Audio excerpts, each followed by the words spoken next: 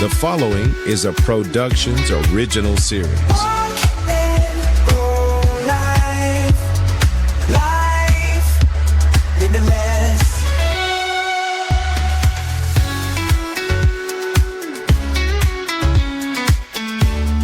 Hello and welcome to Walk and Roll Live. I'm Doug Vincent, along with Addie Rich. Our podcast is dedicated to amplifying the voices of the disability community. I'm a polio survivor, and you?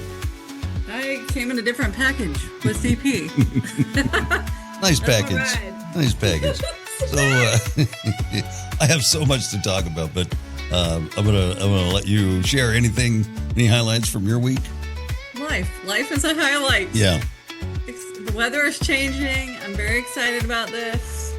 The leaves are looking different. I can go outside with a sweatshirt. Oh yeah, okay. Then that confirms what I was thinking. Yeah, because I've heard a few people from back east talking on different podcasts I listen to, and then it's finally fall. So it's cold enough you need your sweatshirt. In my mind, yes. Yeah. I don't know if everybody else would agree. Cold enough. We're going with it. Very good, very good. And I know you're in the Atlanta area, so and you do get snow sometimes.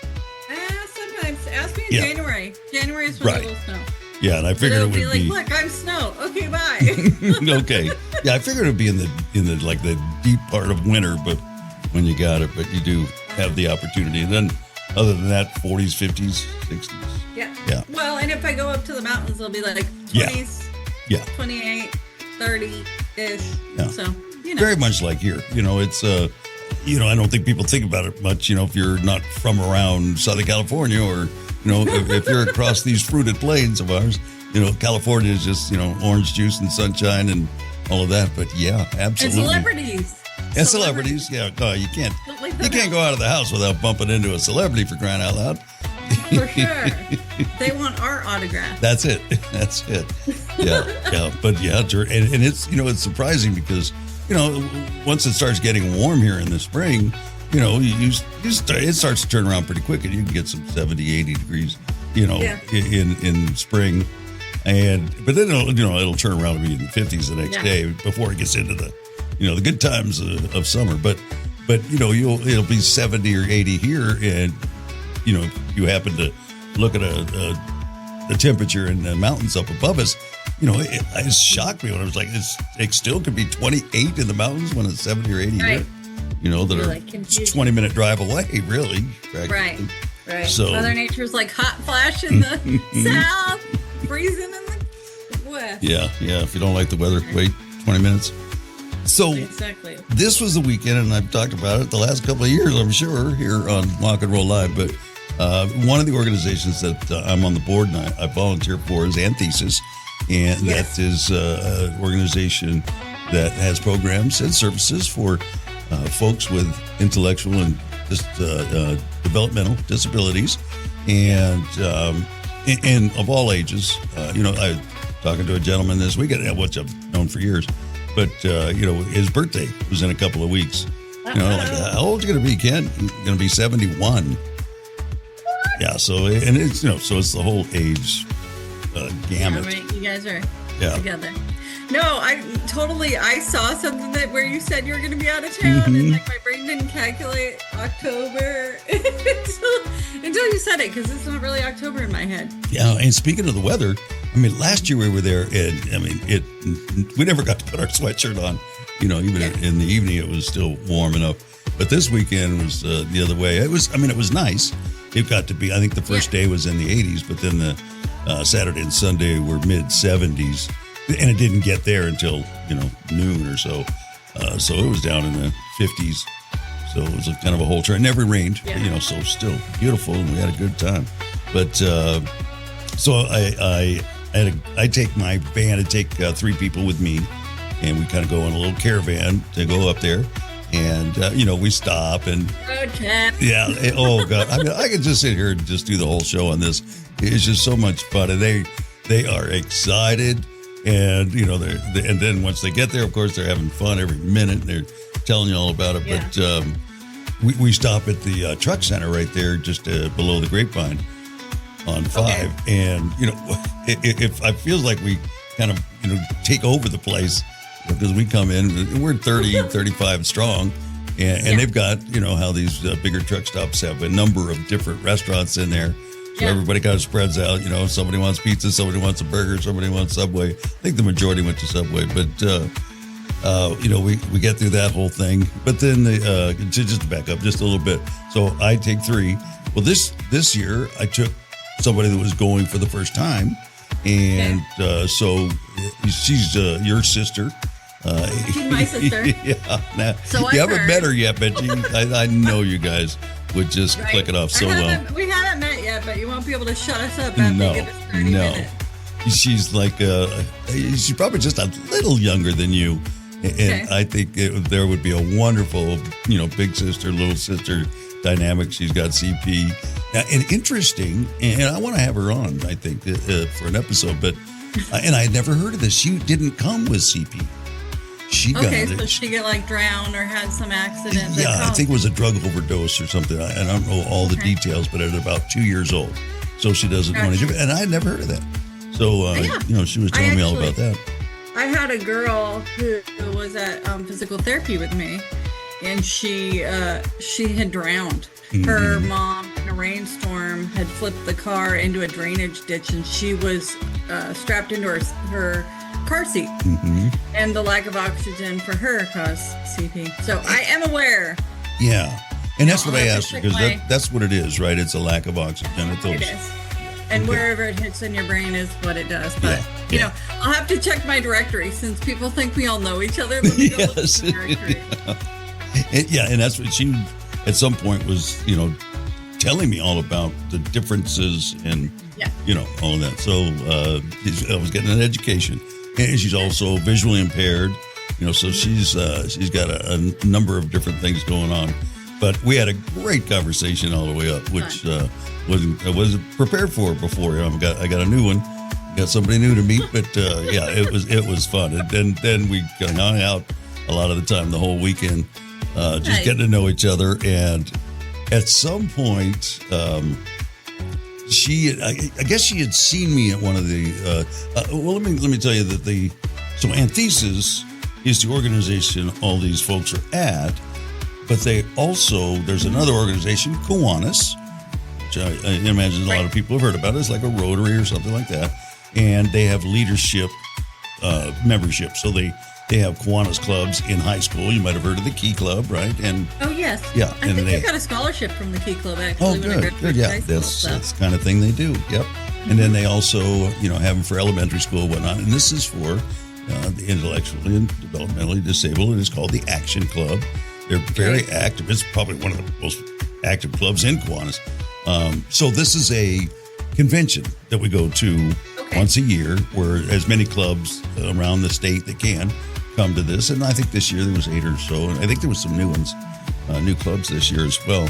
So we do service projects. They have some things that they do like every year, where they do a poster or a scrapbook of all the activities they've been through the year, and they're judged. And then there's all the activities. There's fishing, there's boating. Sounds like Boy Scouts or something, or Girl Scouts on steroids, but with a different little bend, right? Yeah, and it's philanthropy. It's called Wonder Valley, and it's up in the kind of the foothills of Central California, and they've got archery. It's like, I guess, what we used to call a dude ranch. It's like one of those. Yeah, and then they have a whole area where you can use it as a venue for corporate things or weddings. There was a wedding going on. Different things like that. Yeah, so we go every year and really kind of take over the place. And then they have a service project. And what we did is write a bunch of thank you notes to the first responders. Amazing. Yeah. Cool. So they do that. And then they have other arts and crafts that they can do. We get up at, crack of dawn to get to breakfast that they serve at 7 o'clock. And then go all day long with all these different projects. You can swim. Yeah. There's a swimming pool, so everybody's going every which direction trying to do these things. Yeah. Reconvene for lunch. Yes. Everybody head count. Yes. The teacher in me kicks in, right? Where it's like fire drill, you need to count off, have your roll book, yell it out. Yes. You're giving me flashbacks. And we get back together for lunch again. Everything's buffet, so you've got choices, and they love to eat. I've never seen plates piled so high. And then some more activities in the afternoon, and then there's we get together for dinner and do some more things, and they're doing their speeches and all of that.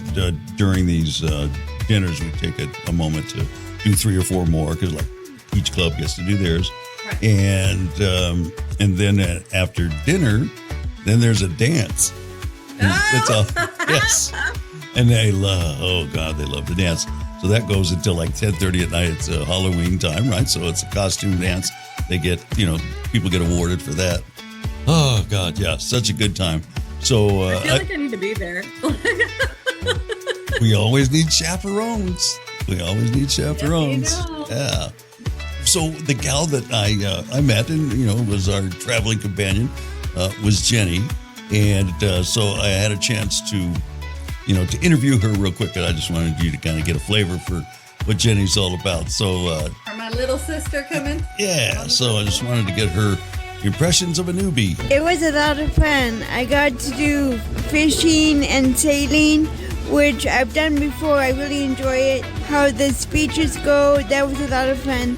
Overall, it was a lot of fun. Talk a little bit about the food. The food was good.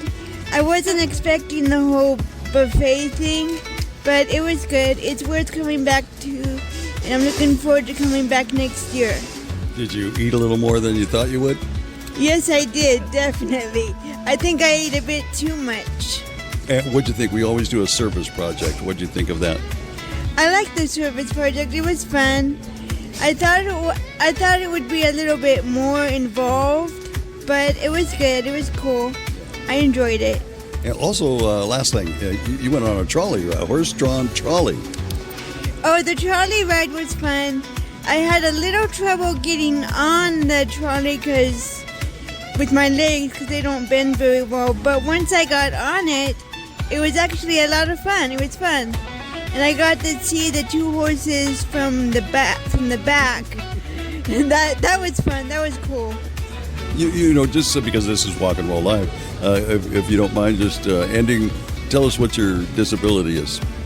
Well, I have cerebral palsy, and I also am visually impaired. All right. Well, it was great having you. Gonna go next year? Yes, definitely. Thank you. Thank you for joining us here. And we had a nice time for a little teaching moment too, because she expressed, not me teaching her, us teaching staff together. Yeah, because she expressed an interest in going on the boat, and the staff member just kind of was like, well, we'll see, maybe. And I just said, look, we have the opportunity, and we talk about all the time with here at this convention, or when they get together in clubs, you have your dreams. You can, you have to advocate for yourself. You have to kind of push yourself sometimes. If you have an idea of something you want to do, and it may be a little scary, you have to, go for it. If you want to give it a try, you may fail, but, you have to at least try. And I said, so this is something that she wants to do, so we have to be there to help her do it as well as she can. So, we're gonna try, people. Got the staff on our side, so we did that. Yeah, and there's a lifeguard, nice. On a little paddle board 2 feet away while they're paddling it around. So she had a great time. Yeah. Nice. And this is the last thing I just have to share with you. So she had seen me, because she is not like totally 100% blind. So I guess she had seen me at one of the meetings that I go to that they have every couple of weeks, and didn't really think about it, but she knew there was somebody different than she had seen before. Yeah. And then she had asked one of the other participants, when she found out she was going with this guy named Doug, like, who's Doug? And then the gal explained it to her. So she got to talking, and she says, and she was sitting next to me, and she said, I knew you were in a chair, but she says, she noticed that I don't have the little push bars on the back of my chair. And I said, yeah, no. She just thought that was crazy, first of all. And then I just started telling her the other things that I don't have on my chair, because her chair is kind of more of it's not a hospital chair. It's it's a nice chair that was designed for her, but it's got the folding foot pads in front that'll fold out of your way and up and down and all those things. Yeah. And I said, I don't have those. I don't have a wheelie bar. And she had armrests. I don't have armrests. And it just tickled her so much. She just, and then she has a seatbelt on hers. I said, I don't have a seatbelt. We know you live wild, especially with that freaking smart drive. If you had wheelie bars, we would have far less falls. I didn't even tell her about the smart drive until the next day. I didn't think she was losing her mind, and man, I was blowing her mind.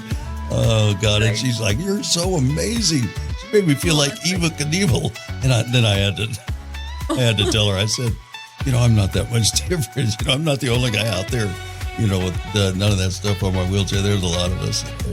But it just was so funny. That's great. Yeah, I love that, though. Yeah. We always talk about diversity and community and, it within our own selves, we're blown away, right? Every time I sit here, I'm still blown away by other people. So she's just having a shock and awe moment, too. Yeah. Well, that's cute.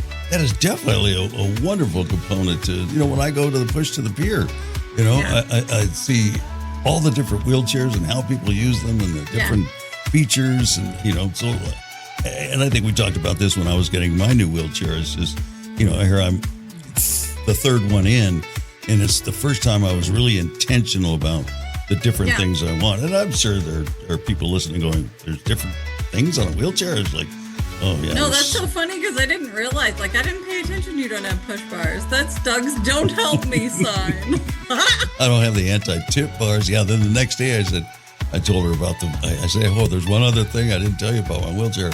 I have this pusher that'll push me upwards over 5 miles an hour.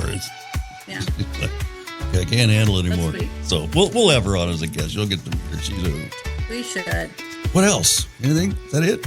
I think that's it. Yeah. Okay. Let's get to our interview for the week. So. You need to get to the episode. Are you kidding me? Yeah, let's do that too. Forget the episode, people. That was it. Bye.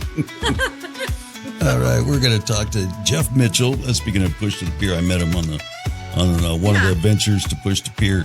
Good guy, and doesn't shock me. He has a good story. Yeah. All right. I mean, I think you have radar or intuition or something for a good story. Maybe that's it. Yeah. It's my superpower. Yeah. Thanks. I haven't found mine yet, but we're getting there. First, we'll hear the word from Agyar Professional Training, and we'll be right back with Jeff. At Agyar Professional Training, we know that your greatest asset is your team. Investing in their development, knowledge, and happiness is essential for your business's success and growth. To achieve new heights, it's important to hire intelligent, talented individuals and empower them to excel in their areas of strength and passion. Agyar is committed to transforming your employees into happier, more productive, and fulfilled individuals. When your team thrives, your business prospers. Wise leaders understand that providing team members with opportunities to shine in their strengths unlocks untapped potential. Elevate your team with Agyar Professional Training and witness the growth of your business. From the Agyar Professional Training Studios, you're listening to Walk and Roll Live, Disability Stories. The moment light spills across the floor, I take a deep breath, think about what's ahead. Most days I'm moving without a hitch. Sometimes my body taps me on the shoulder and says, slow it down for a while. Life is good. I've got people I love and people who love me back. I get to chase what matters and laugh until I can't breathe. Some days I pause, but I never stop. Life rolls on, and I'm rolling with it. And now, the moment you've all been waiting for, this week's disability story. We've got, I'll let him start it off. Today's guest. I'm Jeff Mitchell. I'm from the LA area, grew up kind of in West Covina. And now I'm in Orange County, going to the Niguel area. So, I've been a spinal cord injury survivor. I got injured in 94 from an auto accident. I was a passenger in an auto accident. The driver lost control. He went off a 3-story cliff and rolled 2.5 times upside down. So I was lucky to survive. I had the seatbelt on, but yeah, my head got hit and broke my neck at C6-7. So luckily, some people were driving bikes. This was in Montana. Oh, so, on the boondocks, kind of, and some folks were driving by that were happened to be sort of volunteer paramedics and things. So we got lucky that they drove by and stopped, and we were able to radio for rescue helicopter and stuff. So did they see the accident or just see you off to the side of the road? Saw it off to the side, I think. Yeah. Curve on a dirt road. Yeah. And so they saw us down there. So Very luckily, good. the driver was a coworker. She barely got hurt. She just kind of cut her arm a little bit. So luckily she was okay and hiked up to, ask for help and stuff too. So maybe they saw her and not the vehicle first. Because I was in shock and out of it right away. So. You were busy. You were busy to coordinate the rescue effort, but that is totally example of serendipity, right? What are the chances that you get somebody with some rescue experience that has the means to call for help? Because what if they knew what they were doing but had no means to call, right? Exactly, because it was 31 years ago. Not many people even had cell phones, so I don't know if they used a CB, like a two-way radio type thing, hand-controlled radio, or what they did, but they made it happen pretty quickly, I think. So yeah. And on top of that, you're not in a highly populated area, right? There might have been minutes or longer before another car even came by. It sounds like out in the middle of nowhere in Montana. Yeah, little town called Belt, Montana, another hour away from Great Falls, which is a big city for Montana, but. Belt is a little town. So let's hear a little bit about pre-injury, Jeff. What was your life like? Let's see. I kind of worked in sales after college a little bit, just during college, working at malls and sporting goods. So I sold sporting goods and did that in a few different places. Then maybe like a car rental place, one of those I worked at, and so for those, from 85 to 94, so that's a 9-year spell. I had a good, maybe about 9 or 10 jobs. So I had a lot of jobs in those years. So it was kind of cool since afterwards I've only had one. So, right. Were you in California or you were in Montana? How does Montana figure into this for you? Where were you located? Good question. It was a combination. I was working California until the end of 93. I was invited to work at a summer camp in 94, so that's partly why I went there. My cousin said, hey, do you want to come out and work summer camp? Because I was doing that in California. I did it in the Idlewild area was where I started, so I did 3 summers. Yeah, it was awesome working with the Boys and Girls Club, teaching archery my first summer and then rock climbing the next 2, so I was a pretty active guy with mountain biking, volleyball, rock climbing. So yeah, it was a big change to be a wheelchair user full time after that. But it's great that we have all these adaptive sports too, because I get to participate in those, like how I met Doug, right? Doug? Yeah. I was going to say we met at the Push to the Pier, and if my memory serves me correctly, you were involved in adaptive tennis, right? I used to be, when I was new to the injury, so back 95 and 6, I played for a while and just kind of switched over to wheelchair rugby. And, then I moved to Big Bear, so I was into pushing around the lake and through the village and stuff, so getting my workouts. Yeah. That's not flat. No. That's a real push. The pier, I found one of our co-pushers was filmed us a little bit, and you guys, I was running late, so I was pushing up the hill when you guys were already up it. So I saw myself yesterday kind of laughing at that, And that was just a little hill, but it's still tough, Yeah. Right? You're like, age. Yes. So would you consider yourself an outdoorsy person, and that's kind of what got you into the summer camps and things? I mean, what led you there? As a young person, were you always excited about being outside? How would you put yourself? Absolutely. How would you describe the little you?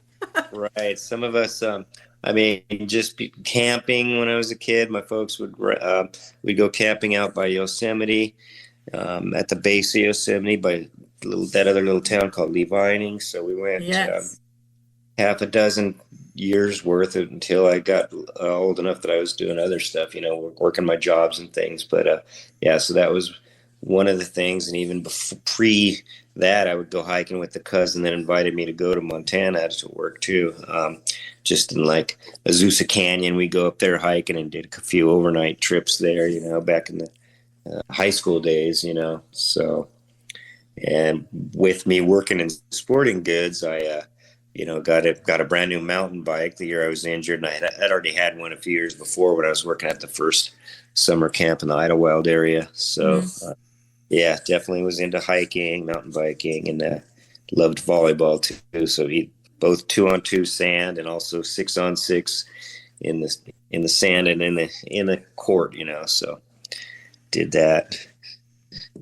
I don't know if I've ever seen 6-on-6. That sounds wild. Yeah, unless I'm mistaken, it's only 5-on-5. I was mistaken. Yeah, I got my number that one. It's okay. It's your secret sidekick. It's your what do you call it? Imaginary friend. Yeah. Right. We have invented a new sport, ladies and gentlemen. That's a player to each side. Yeah, exactly. Hey, nobody's telling on you. We would have believed you. I would have believed you. I was going with it. So did you play competitively with rugby or just recreational? It was both. I mean, I was more into it just for recreation, just to be in shape, and it was fun. In fact, our mutual friend, Bobby Rohan, he's the one I met early on, and another guy named Mike DeYoung. And so with those guys, played with Northridge for about five or 6 years. But then when I moved to Big Bear, it became, too far away. Yeah. So that I played with another team in Loma Linda for a couple seasons, but then they kind of dismembered. So it was fun though, for me, it was more, like I said, just to be fit. I wasn't super competitive in that because I was good, but not real good. Like a lot of the guys that are just really into it and really competitive. Yeah, it is fun. That's for sure. Yeah. I mean, I couldn't do it competitively because I'm a para, but still, it's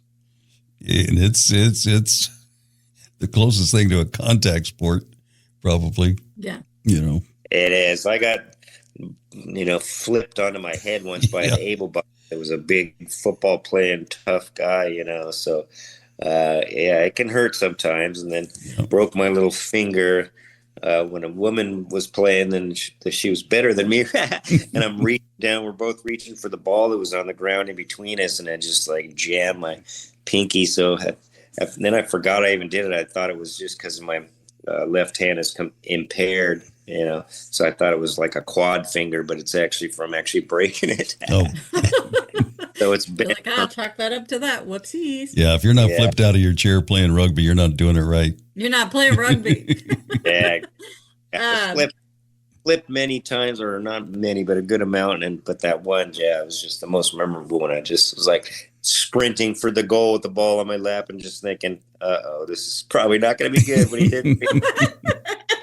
This is not going to work out for me. Yeah, but I zigged or zagged or hit the brakes, so he went around me. You know how you're strapped into the chair with a belt, right? And right. I guess my belt came loose, and people are in those sports chairs, and they have their knees kind of high, right? Yeah. So I hit a guy, flew out of my chair, and landed my chest into his knees. Ouch. Oh, no. Oh, yeah. Everybody was like, substitute, coach, substitute. Yes. But it was fun. Oh. Yeah. For us. So how old were you when you had your accident? Because what marker is it in your life? Yeah. Right. I was 26. So I was kind of sort of lucky-ish that I was that age, and not like a lot of the guys I know that were 17 or 18 or 19, so that part was decent timing as far as that goes, I guess. Yeah. If you had to pull the card, you were happy to pull it then? Exactly right. Yeah, we've heard a few people say that delineation kind of helps with your fight to be independent or not. Some of the younger guys, they don't have that fire to be independent. But once you gotten out of the house and all of that, you have that taste of it, and you fight a little harder for it. For sure. Yeah. Yeah. Even today, it's like I miscalculate how long things take for me to get ready and out the door. You know, I thought I was going to be quicker because my brain's still thinking of when I was walking and, you know, getting things done quickly. Now it's a little slower. You got to pull your socks on and your shoes on and pants and all that. It just takes a little longer. We used to have a question that we asked every guest at the end of the show. We would ask, how long does it take to put your socks, shoes, and pants on? And the range, you know, was so wide, you know.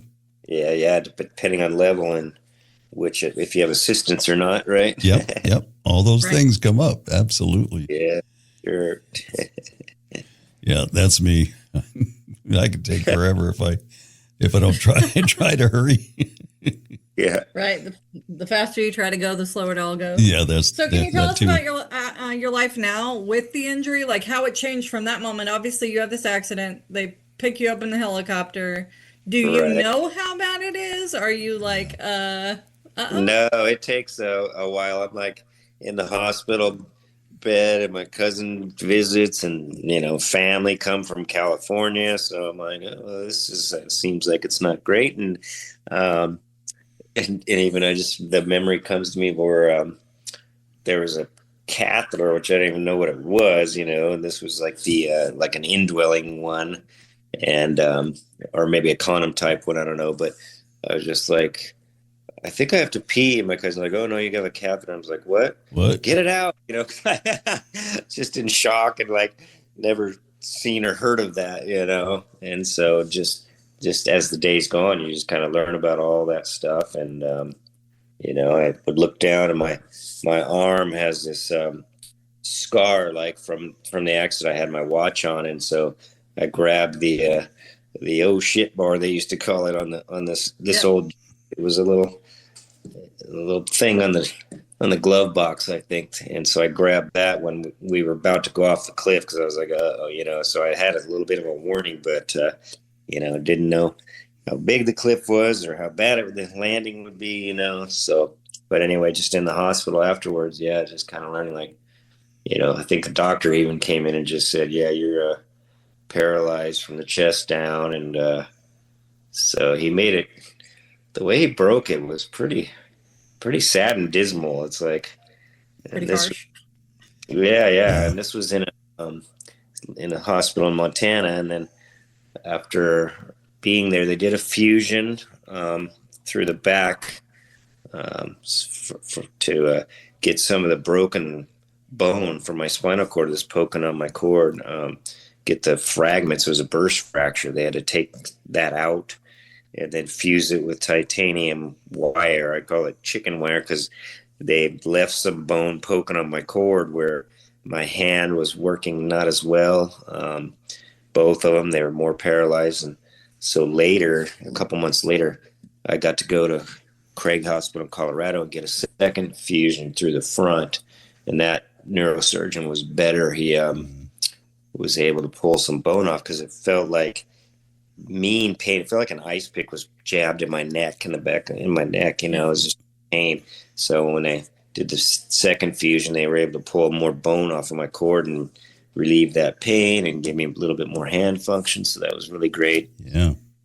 And, you know, there seems to be a few common threads as we listen to you, and we've, you know, heard a few of these stories over the last year or two, is that they don't really seem to be good at giving you information about your injuries or even post-op and when you start your recovery and start to learn how to navigate this new life of yours and the way they, you know, or give you the news.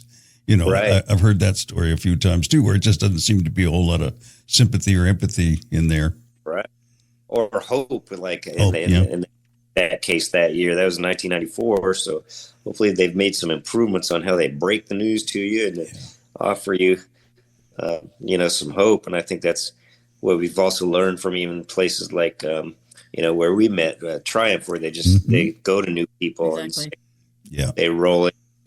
And that did happen to me once I left Montana and went into Colorado, because in Montana, there wasn't people in chairs at that point that were, could come and offer support. Yeah, some peer support, right? Yeah, and that's, to be clear, I'm talking about the medical field, not the the organizations that have come up all around the country, really. And they do a great job with peer support and exposing people to adaptive sports and those other things that we need for our day-to-day life. Definitely, yes.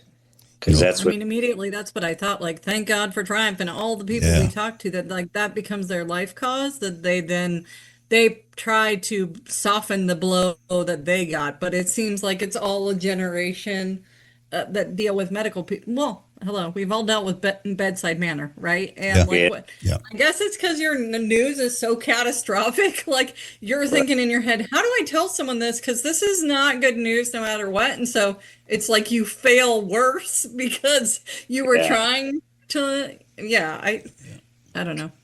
And for all I know, and I don't, maybe that's the way they're trained, just give it to them. Yeah. Right. Just the facts, so maybe that's it.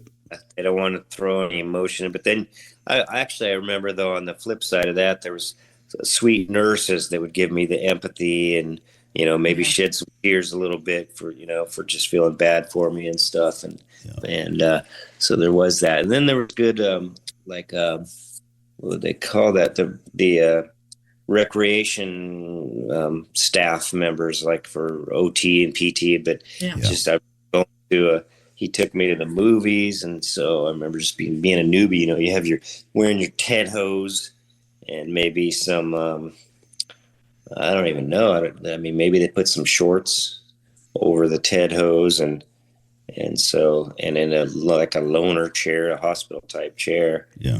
And in fact, that when that film came on the other day, it was Forrest Gump. He took me to see that. Fun.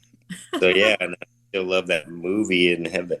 And it was coincidental that Lieutenant Dan was in a wheelchair, So, those are the angels in disguise, right? That just pop up and be the soft spot and give you a memory that isn't the hospital all the time. Right, for sure. And the way good old Tom Hanks say, "Jenny, run, Forrest," when she's out. The part where he runs and his braces fall off. As a guy who wears braces, I thought I don't even get that. What does all that mean? If I run and my braces can't come off, does that mean I'm going to be cured? I'm going to cure myself. Go for a run. What does that mean? And I had met a couple people that broke their necks and or backs, but didn't get the cord injury. So I thought at first, I'm like, oh, that's me. I broke my neck, but no, I'll be walking again is what you think those first weeks or months. And then after a while, you're like seeing more people that are actually, have the cord injuries. And you're like, oh, no, this is going to be a permanent thing, So, in fact, I remember there's a cool guy that worked on the switchboard, the phones at Craig Hospital, a guy named Bob that had been injured for probably a decade or something. And so I'm like, oh, cool. He's working and, he's got a life. So to me, that was even that little first sign was encouraging. And then you go to that facility where that's what they do is spinal cord injury. So I've met, 10 guys in the hospital. We were all newbies, and so made some really good friends. One of mine lived in Maui, and he was hurt just like a few days before me or a week before me. And so I visited him in Maui a few times, and he was a great friend. And sadly, he passed a couple of years ago, and his level was very similar to mine. But I think I was more fortunate in that, I could use a manual chair and just be sort of in better shape just by being fully independent and doing that type of stuff where he needed assistance with dressing and he had to use a power chair. So I think that seems to maybe be more difficult and make the lifespan shorter, I think. But him and another good buddy that was in a power chair, they both passed like a couple of years ago. So it's shocking and terrible, but it was a gift to meet them both and be friends with them, because the other one was in Big Bear. So when I moved there, I met him after I moved there. And so, yeah, coincidentally, he had gone. His name was Ben. He had gone to Craig Hospital as well. So that was Is Craig in Montana? No, it's in Colorado. Colorado. So those initial thoughts when you got injured, you talk about seeing the guy working. All your initial thoughts were, what's off the table? What's on the table? What thought process was it? For sure, because I had been in a long-term relationship with a woman. We broke up the summer before, and are still friends. She came to see me in the hospital when it happened, and so then I was thinking, oh shoot, am I not going to be able to find love again, have love, And and I had actually met another woman that I had a big crush on in Montana that I started flirting with before the accident and stuff, and hadn't gone out with her yet. But then she came to see me in the hospital too. I started sort of courting her from that hospital and the other one, and then she came to California, because I went to California and I was done with the rehab in Colorado, back to my mom's house back in West Covina, and so she came to visit me that next year in '95, and later married her a couple of years later in '97. So, but that was just a 5-year relationship. So I got divorced and went our separate ways. But but it was nice to see. Oh wow, you can still find love, be in love, have a relationship. So a couple of things there. I love to hear a romantic story like that. I First know, of you all, saw my face change. But it's it's another one of those things, of what we try to do here on the show is, awareness of the disability community. You can find love, you can get married, and they can end too. Right. Yeah. So that's my two able-bodied buddies. They both went through divorces around the same time, so it had maybe nothing to do with the wheelchair situation. Yep. Something that happens with relationships sometimes. Yeah. Exactly. Life and age and experience. Absolutely. All the things. And we all have those experiences. Nobody gets out. Yes. From 20s to then your 30s, things sort of can alternate somewhat. Yeah. Yep. So you talked about being in a hospital chair. At what point did you, find the nice, sweet, everyday manual chair? Not too long after that, because at Craig Hospital, they give you a loaner, sort of the way Triumph kind of helps people out with loaner chairs. And so I had a decent loaner chair there. And then I also just, in that hospital, like after a few months, ordered mine. I'm trying to think if it came, let's see, I went in there like in September or maybe October, because I did the first 8 weeks in Montana. So that was, or maybe less, maybe 5 weeks. I don't know. But so anyway, just use their loaner chair. It's kind of cool because they take you out and let you practice pushing and, up and down the hills in Colorado. That, they offer people with you that are in their PT, your physical, physical therapy department, and OT. So they have all classes. So it's like, college on how to be good in a wheelchair, and then they even have the driver training situation where you go out. Amazing. That's awesome. Get to drive with the hand controls, which I've been using since '96 when I got home, or actually '95 I got my first vehicle. So they did a great job of helping folks learn about that and become a little bit more independent and sort of back to how you were. That's awesome to hear. Yeah, a lot of those programs, like I say, throughout the country. So, do you live independent now? Yes, I live with my girlfriend. So mostly independent. I do all my own personal care myself. She helps out obviously with like the cooking and the grocery shopping, pulling that in, because we're not in a single level like the homes I was in before. Just moved with her 5 years ago here, and it's a tri-level, so it's a little trickier. Oh wow. Yeah.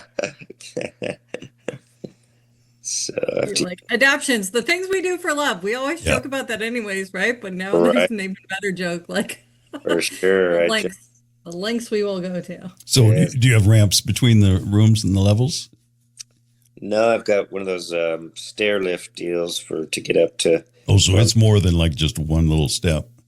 Yeah. Gotcha. So Yeah. 6 steps to go up to the 3rd level and 6 to go down to the first one. And so, yeah. My brother lived in a place they had at least 2 levels, I can remember, but they were like one step, so he had ramps inside the house to get around. Exactly. Yeah. Yeah, I remember almost buying a place in Montana when I was newly injured, and it had that step down, step up, and I imagined I was going to put ramps in there too, but instead moved back to California and put the threshold ramp on a nice single level out in Thousand Oaks. Nice. Lived there for 5 years till I changed, decided to move to Big Bear. So, And right when I moved there was 5 stairs to get into the house. I had a ramp installed and a lift in the garage for the other 5 stairs. So I had double access right away, on day one. were you able to find employment? I was when I was newly injured. In fact, I worked with our friend that we both know, Bobby Rohan, doing some what was that, durable medical equipment place. Yeah, in let's see, off of DeSoto. What city even is that? It was so long ago. That was way back in '96. Somewhere in the valley, right? Yeah, the valley in '96, and but then at that time I worked there for 6 or 8 months. And when I brought my girlfriend, fiance into California from Montana, I told her, her folks, that I would bring her back in a few years. So once it happened in '99, I was like, all right, I could tell she was ready to kind of head back to her home state. So we did that. So I sold our house in Thousand Oaks, and we rented a place in Great Falls, Montana.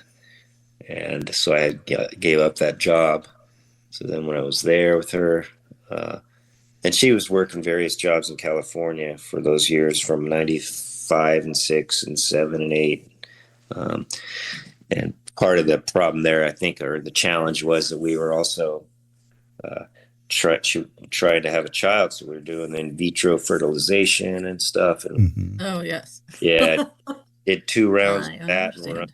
unsuccessful. So I think that put a strain on the marriage, Yeah. So I brought her back to Montana, and then, it's kind of started breaking up some. And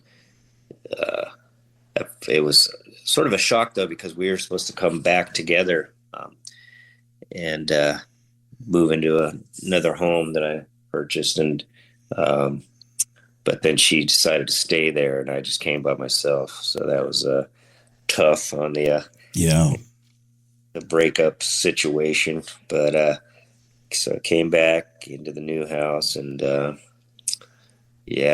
got divorced. But it was good to be back, at least with my support system in California. I have a pretty good sized family and a lot of friends, so that was very helpful instead of just being sort of more alone in Montana. I did have some good friends there that I met in those years too, though. So that was good. But yeah, more so when you're in your own home state and with your family, Yeah, that's important. Understood. Absolutely.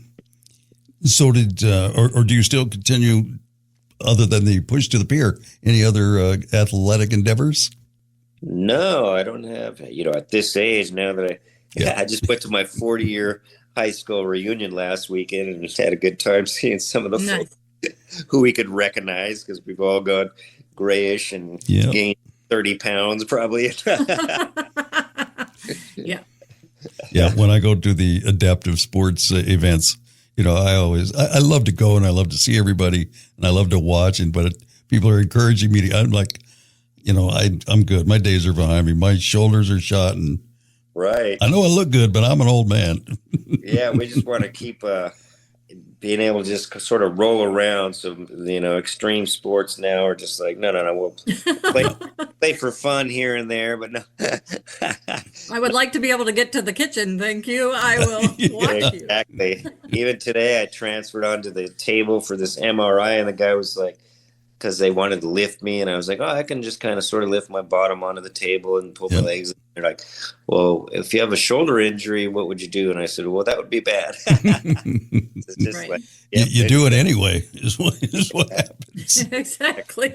At least that's my experience. But right, yeah, we have soreness all the time and this and that. It was extreme where the shoulder was torqued, then we couldn't kind of lift ourselves anymore. For sure. so maybe speak to that a little bit, since we've got an OG here.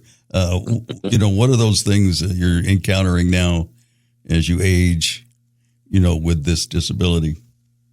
Just probably pain management. I think it's the same. Maybe. I mean, I get constant neck pain from my posture's not great, so I'm always trying to stretch and straighten out, and because with paralyzed abs, you're you can't sit up as straight and nice. Yep.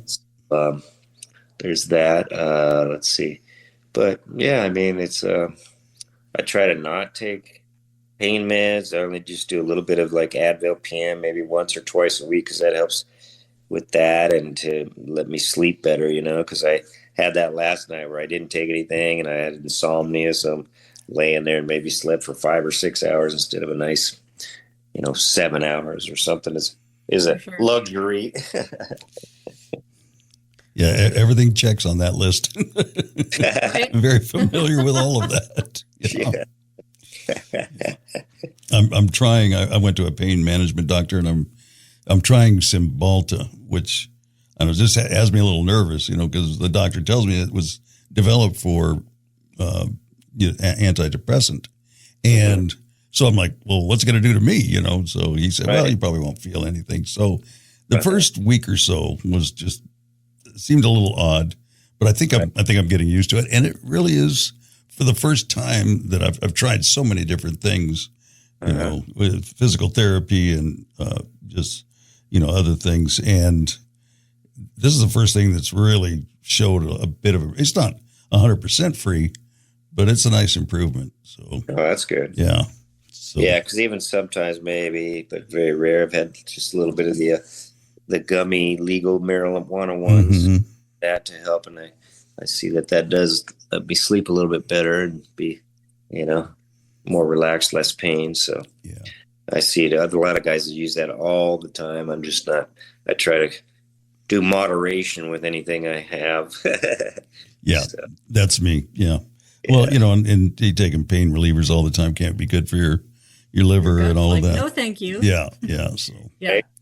Then I heard someone say there's memory loss with that, and then I had a big thing because I had a brain tumor. It was benign, so I had to have brain surgery this year back in March. That's why I had that MRI today. Oh wow. Okay. Yeah. So I'm careful Your with. body's like, for my next trick, I will do this. Yeah, right. Oh, geez, because it was just sort of out of the blue this year. It's like all of a sudden I just they call it word salad is what they use, where it's gibberish is the word I would have used previously, where I would start to talk to somebody and I couldn't formulate sentences and stuff, and I'm like, you know what I mean? And they're like looking at me like, no, we don't. You didn't elaborate on that. Could you elaborate with real words the next time you would like to say something? Yeah. Using my vocabulary would be helpful at that juncture. It wasn't possible with that tumor pushing on that part of my brain. So right, your body was like, no, please hold. The operator stepped away. Exactly. It was an unauthorized long pause on there. Yes. Well, glad that's out of there, and hopefully the MRI gives you some good results. And Yes. continued health. Yes. Hopefully that it will be. Since they said, you're not having symptoms, are you? I'm like, no. So that's a good thing. You're like, don't say it out loud. Yeah. No. You have full access to your vocabulary. Don't jinx me. No symptoms. Yeah. Good. Right. Good. Take that back. Yeah, exactly. So, any big plans for the future? Anything on the bucket list that you still want to do? Yes, I want to do travel to Europe like my younger brother's doing. It's like 20 years younger than me, and my uncle that's 20 years older. They're traveling together. They're in Malta right now, and Amazing. Spain and Holland, and my girlfriend's going to Paris next month, if that works out. And so, yeah, I want to do that too. I want to go to London. I heard from our mutual friend Andrew, I think he went there. Oh, that's right. Yeah, he went for the Paralympics. Yes. Well, yeah, I wasn't aware that that's when he went, but yeah, because he and Walter came to see me in the hospital, but it wasn't scheduled. It was just happened to be, I was at a hospital where my sister works in Palmdale, and they were doing a wheelchair rugby demonstration and something else. They had some other event going on. And so I told my sister, hey, go and see if there's Walter and Andrew are out there. And so she did. It was funny because she's like, do you know Jeff Mitchell? And I'm like, yeah. And so they came into the room to see me when I was in my final weeks of rehab. So that was really cool. They're both alumni of Walk and Roll Live. Yes. Andrew Skinner. Yeah. Hear it, yes. Good old Walter. He's such a happy-go-lucky cheerleader. Isn't he great? Now he's just an energy ball. He's great. Absolutely. So, so the people that are traveling now, are they scoping out the accessibility for you? They probably are, because my younger brother wanted me to do some of that last year. Yeah. So I just kind of got into it. With COVID, I just kind of got into being a bit of a hermit those last few years. Yeah. We speak about that often. That is because that was our hobby. Like, I could be a cat lady and nobody could say shit because Yes. COVID. Well, I should say a dog lady in my case. But, Yes, that's right. COVID gave those of us that are introverts the excuse to stay home. Right. But then we're like, okay, that's enough of that. So this year was good to get back out. And so that's the intention for next year. Yeah, is to nice. Get back to Europe. I was lucky enough to go to Germany when I was in high school at an exchange student program. Amazing. Yeah. So just for a few weeks. But the family I stayed with took us to Austria. So I got to ski. I was big into snow skiing too. And before injury and afterwards, I did some of the adaptive snow skiing as well. So yeah, that was great. We got to go by Innsbruck. It's a beautiful city in Austria, and the ski resort is called Stubaital Gletscherbahn. Is the German title of that. Amazing too to go to that ski resort. Yeah. So as a 17-year-old, so that was really cool. Because then before and after that, I did Mammoth and Big Bear and even Wrightwood. I would ski. I used to, working in sporting goods, I would ski about 20 days a season. Wow. So that was awesome, That's awesome. Yeah, it is fun. Yeah, that was one of the things that I missed doing, Right. As I was growing up, I would tell people there's nothing in my life that I feel like I'm missing, but I would like to try skiing, and finally that came true a few years ago. Yeah. Yeah. Let's see. Oh yeah. Your guest a while back was talking about that too. She was, I think it's Kim. Yeah. She was big into the adaptive skiing, I think. Yeah. That's the funny thing. I was before I moved to Big Bear, but then, it's like if you like Disneyland and you move right by it, you stop going, Yeah. Right. Like I like see this every day. Yeah. Exactly. And plus, we're in the winter in Big Bear, you're in the snow and it's cold. So when you have your nice heater in the house, then you really don't want to go out. Is that right? What's that experience like getting around in the snow in a wheelchair? It was tricky. I mean, they're good about clearing the roads pretty well. And I would have to have people help, like, clear my ramp for me to go out the front, or I would just typically go through the garage on my lift, just be able to roll into my van that I parked right in front of the garage, So that was pretty good. I mean, I would still just be able to, because they would clear the parking lots at restaurants. So I'd, in the winter, meet my buddy Ben that's in a power chair. I'd go have lunch with him in the winter often. There's a nice lady that became our friend named Trudy that was a assistant manager there and server, and so we'd go to that place a lot, and various other ones. So that part was pretty cool, because they would clear the sidewalk, so I could still sort of roll after a few days after a big storm, roll on the sidewalks in the village there. Nice. Get out and don't get cabin fever. That's right. Yeah. So it worked out well. It was just, I just came down here because of my sweet girlfriend that I met in Big Bear. She happened to be visiting her sister-in-law and went to a place that played music. It used to be the movie theater, then it was called the Cave. And so I went there with my uncle and his wife to see a band, a Rolling Stones and Beatles cover band. Current girlfriend that I met there for that. Got her phone number. So yeah, very, very cool. Very lucky in that regard. Apparently you're romance. suave because you've scored Yeah. you've scored many dates, no matter if you're standing up or sitting down. So Right. Lucky that way. right. It's the charm. The charm must kick in. The charm it works on wheels too. That's Yes, it does. It's funny when we go out on the dance floor, like even it's like people are like, they tap my shoulder like they're happy that, oh, you're in a wheelchair and yet you're out on the dance floor, you know. give me a sticker. Yeah. Yeah. Not like Chelsea Hill, that's a great wheelchair dancer, you know. Oh yeah. Do you know her or just know of her?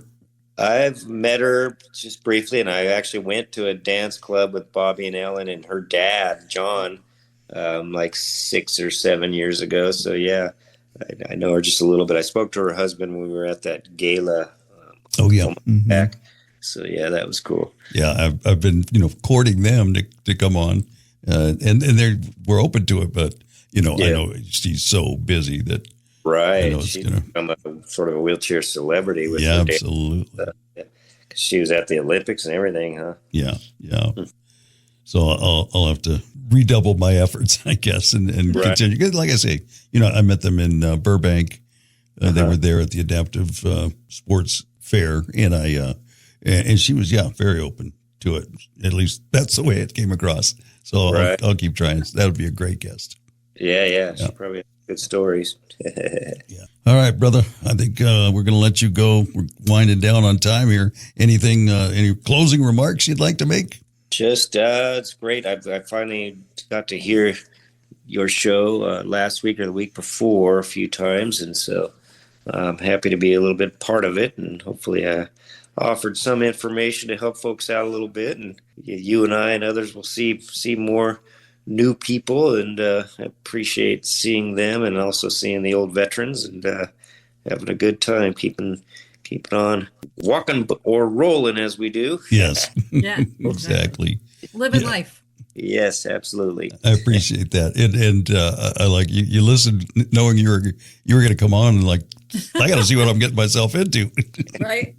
I'm just a procrastinator. I would have listened a month or two back, That's all right. We'll take anything we can get. We forgive you. Yeah. It's been great to spend time with you and get to know you a bit today, and we'll be thinking happy thoughts for Europe trips. Thank you very much. Yeah, it's a pleasure talking to you guys. You take good care, all right? All right. See you soon. You too. All right. Bye. Each week on Walk and Roll Live, we share honest and open stories of people living with a disability. That was my initial spark of hope. Like, okay, maybe this isn't completely going to be the end of my life. I had a little bit of hope, but I still was really down. I could not do anything for myself. I was working on feeding myself, trying to push my chair, trying to drive, trying to go skiing. So like that just seemed outlandish and kind of crazy at that time. Join us weekly for another powerful episode. Walk and Roll Live, wherever you get your podcasts. Life limitless. Subscribe now. From the UGG Professional Training Studios, you're listening to Walk and Roll Live, Disability Stories. Walk and Roll Live, another week, another episode, another story. We appreciate you listening. And if you got this far, we'll close out with a few impressions. What do you think? If you've listened before, I'm always amazed. Every story just makes me so happy and makes me want to I always want to clap for the human spirit because seriously, the fact, one, let's talk about serendipity. The fact that your car flies off the cliff, that the girl that's with you is well enough to climb up, that people passing are freaking paramedics and can call a bird. Like, what? Isn't that crazy? I mean, that's crazy, but I love that he it's kind of like, okay, well, here we are, and now we're going forward. Like, even when he was telling us the story, there was a point where you asked him, well, what, wasn't there a place that you were like depressed and whatever? He's like, yeah, but there was so much life. And I was like, I was amazed because it's not that he refuses to answer the question if you listen, but he just excuses the question because it's not relevant to him and how he chose to. Well, and that's, I think, because I think I've asked that of a number of different guests. Yeah. If it doesn't come up in their story, but I know enough people and done this long enough that I know that is a component to everybody's story. Sure. But I think that speaks volumes to who we talk to and all the folks that have gone through those things. That's not there. It seems like for the onlooker, the casual onlooker, that's a defining moment. But really, in the whole, timeline of your life, yes, it's certainly a big event, but it doesn't define them going forward. I know. Yeah, that's why they get a cheering section out of me every single time. Yeah, but yeah. Those are the things that can keep you going. Yeah. Yeah, you hear stories like that, and you take lessons from that. For sure. In your own life. Because we all have ups and downs in our lives. Well, and for sure, we come in here some days we don't, not that we don't want to record, but it's just not the best day that you're having. And then we meet these guests and I'm like, okay, I will shut up now and be so grateful. Like it's a good perspective shifter, right? Yeah. And I find it interesting, the different ways people get through that process. Right. Sure. and time. Sometimes it takes a little longer than others. For sure. And I mean, I think we've seen over the episodes the level of support you have, the care that you receive after, where you go for convalescence and rehabilitation. Like there are so many parts and pieces because we've seen people on all sorts of spectrum, like where their family can't quite handle it or their family handles it or they don't have the family to handle it, and kind of seeing like how all that, bleeds into how they recover. It shows you that most 99.9999% of them have indomitable spirits, no matter what. Yeah. So, and next week we're going to hear an incredible story because what I'm amazed at the stories that we tell. A lot of them, especially with injuries, when they come to disability through an injury, the physical healing part is fairly quick. Many times it can, be a month, 2 months, 3 months. But the story we have for next week is more like 18 months and probably still ongoing, really. I was like, 18 months plus current with some differences, right? But what the early expectations are and where she's at now, a couple of years post, is amazing. Early expectations were dead. I hate to be so blunt, but that's the truth. That's it. That's it. Exactly. Yeah. Yeah. So mark your calendar for next week, and we've got another one for you. So we thank Jeff for coming on. Look forward to next week, and no big changes on like the resource page or events page. But as I always say, if you are with an organization that has an event or something that you want to get the word out, we're certainly here to help you if you'd like. All right. No. All righty. Thank you for listening. No. I'm your host. No. Doug Vincent. No, what? No, you're not. Don't forget to subscribe, and follow us. And if this is your first time here, we're glad to have you, and we hope you come back next week. Yes, and that's one of the many reasons that Addie is here to keep me on task. Thank you. Thank you. From the Agyar Professional Training Studio, this has been Walk and Roll Live, Disability Stories, Life Limitless. Roll life.